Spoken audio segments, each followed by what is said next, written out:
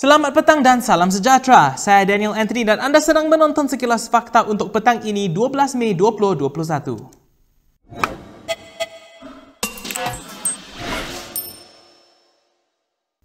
Kementerian Kewangan pada hari ini mengumumkan telah mendapatkan semula dana 1MDB yang dicuri sebanyak 1.9 bilion ringgit. Dana itu diperoleh semula hasil bantuan Jabatan Keadilan Amerika Syarikat ataupun DOJ. Dalam satu kenyataan, Menteri Kewangan Tengku Zafrul Abdul Aziz berkata, perkembangan itu menjadikan jumlah dana 1MDB yang berjaya diperoleh semula adalah sebanyak 16.05 bilion ringgit. Jumlah itu digunakan untuk membayar pinjaman yang diambil oleh 1MDB dan bekas anak syarikatnya SRC International Sdn Bhd yang disalahgunakan di bawah kerajaan BN sebelumnya.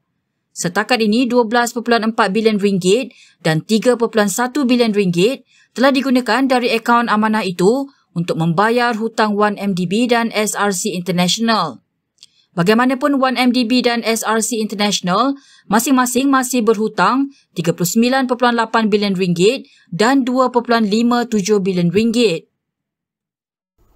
Guru lelaki yang didakwa membuat jenaka rogol seperti didedahkan pelajar Ain Husnisa Saiful Nizam telah dipindahkan sementara menunggu siasatan polis.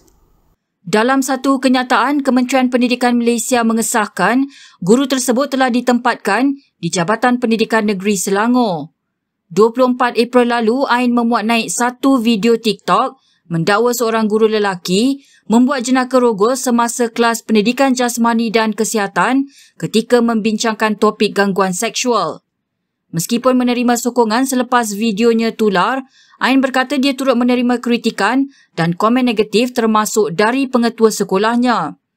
KPM turut menjelaskan pihaknya telah meneliti tangkap layar komen yang dikatakan dibuat oleh pengetua sekolah terhadap Ain di Facebook.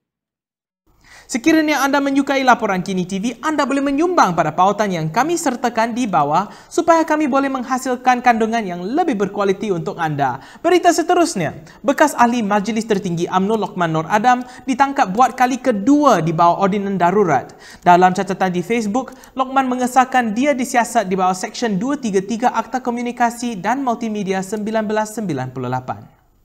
Harian Metro melaporkan Ketua Polis Dang Wangi Muhammad Zainal Abdullah mengesahkan penangkapan Lokman pada awal petang semalam. Bagaimanapun punca tangkapan terbaru Lokman setakat ini tidak jelas. Sebelum ini dia ditangkap di bawah ordinan darurat berhubung kenyataannya berkaitan dengan kematian seorang pegawai polis Syariman Saidin pada 3 April. Lokman merupakan pengkritik lantang pentadbiran Perikatan Nasional termasuk berhubung pendekatan kerajaan dalam menangani pandemik COVID-19. Ketua Pembangkang Anwar Ibrahim menyifatkan kerajaan masih keliru dalam melaksanakan Perintah Kawalan Pergerakan ataupun PKP yang sebenar. Ini katanya walaupun negara telah melalui krisis kesihatan ini untuk lebih 1 tahun. Dah setahun. Ada menteri muka pun tak nampak. Kalau yang nampak tu tidak lain daripada propaganda. Unjurannya salah. Yang dibebankan itu adalah rakyat. Rakyat miskin yang susah dalam menghadapi kehidupan, di mana pimpinan dengan jumlah menteri yang ramai sekarang, ya, menteri dan timbalan menteri dan menteri khas dan menteri luar tugas khas 70. Mana mereka dalam menyelesaikan masalah COVID-19 ini? Beliau turut mengkritik kelewatan pemberian vaksin COVID-19 dengan mengatakan negara kini berada jauh di belakang berbanding 75,000 dos suntikan yang dijanjikan untuk sehari.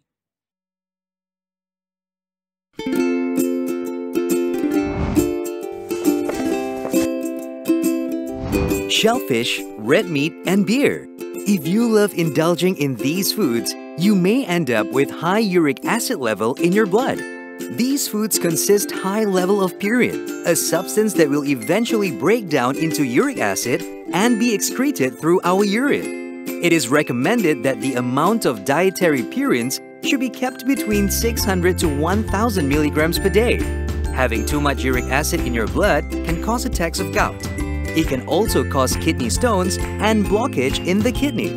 The crystallization of the excessive uric acid in your blood can be eased by reducing purine-rich food to only 100 to 150 milligrams daily.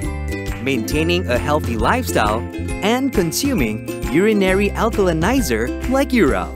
It consists of sodium bicarbonate, citric acid, and sodium citrate that increases the urinary pH and solubility of uric acid to prevent crystallization. Best of all, it's lemon-flavored and sugar-free.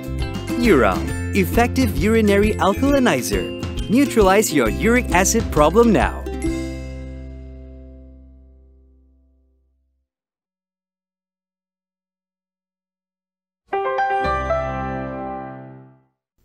Kita sekarang ke perkembangan seterusnya. Sementara itu, Anwar mengecam serangan rejim Israel di Masjid Al-Aqsa dan pengusiran penduduk di Sheikh Jarrah, Baitul Maqdis minggu ini. Anwar menyifatkan perkara itu sebagai politik samsing dan kezaliman berterusan oleh rejim Zionis. Apa yang kita saksikan di Sheikh Jarrah tidak hanya soal diskriminasi dan dasar apartheid pemerintah Tel Aviv yang konsisten, tetapi juga penghakisan hak asasi warga Palestin dengan pembantaian etnik sebagai matlamat. Senario terbaru ini juga terus mempamerkan sikap majoriti negara Islam yang lesu dan bisu dalam menyatakan yang hak dan batil. Warisan imperialisme barat ini terus-terusan membawa derita dan malapetaka kepada warga Palestin, sama ada mereka itu penganut Islam, Kristian maupun agama kaum Yahudi.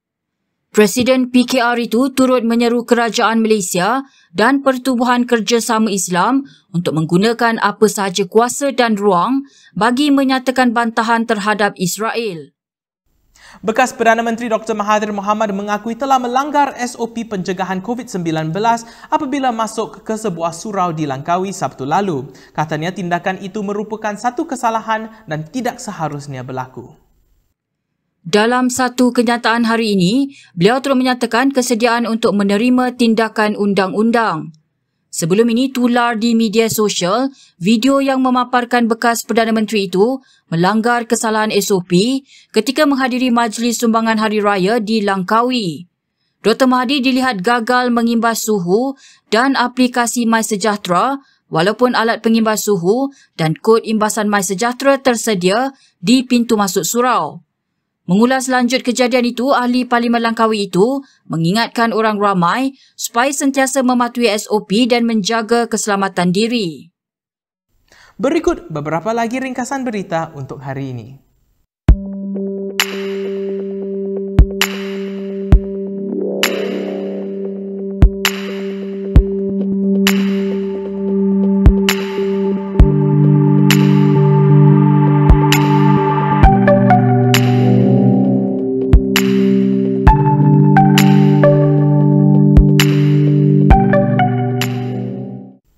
Baiklah, sekian sahaja daripada saya Daniel Anthony untuk sekilas fakta. Untuk lebih banyak berita, anda boleh melayari kinitv.com. Anda juga boleh mengikuti kami di Instagram, Twitter, YouTube dan Facebook. Bila keluar, jangan lupa memakai pelitup muka dan bila boleh sila duduk di rumah. Daripada kami semua di Kini TV dan Malaysia Kini, selamat menyambut Hari Raya Aidilfitri dan dari kini, maaf zahir dan batin. Terima kasih dan jumpa lagi.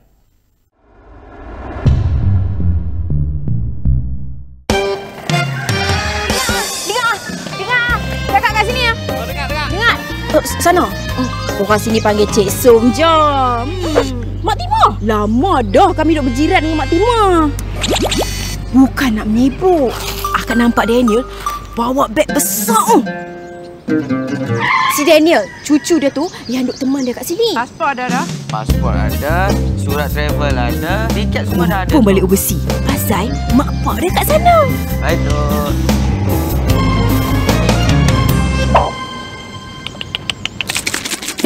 Sian Mak Timah. Kenapa? Ambil ni. Sejak dua menjak ni, dia dah start cakap sorang-sorang. Dia dah nak beli baju kaya? Tengok. Nampak ni. Kan? Ulam. Elok kan? Sedap ni makan.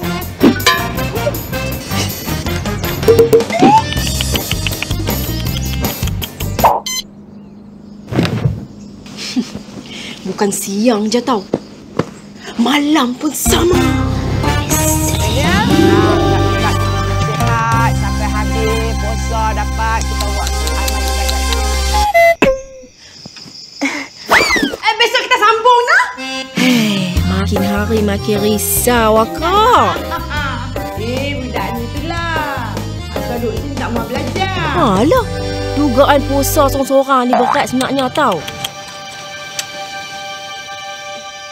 Tambah-tambah lagi, time raya. Kacau mental.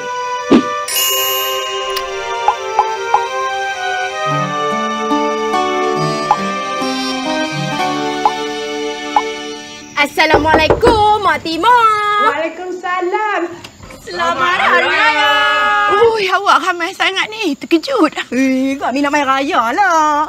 Tak apa. Naik. Ni adalah sikit-sikit. Buat susah-susah hang je. Oi, ramainya.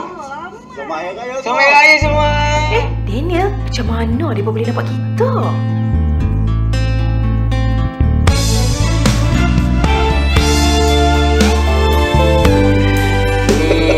Idea apa dengan Mak?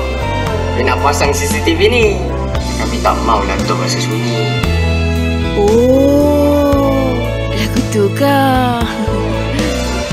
Kami rindu suasana kat kampung.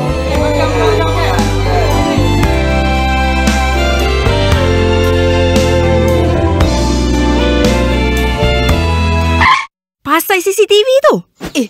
Akak memang dah lama dah tahu. Hampa tu yang duk fikir bukan? Rugi puasa.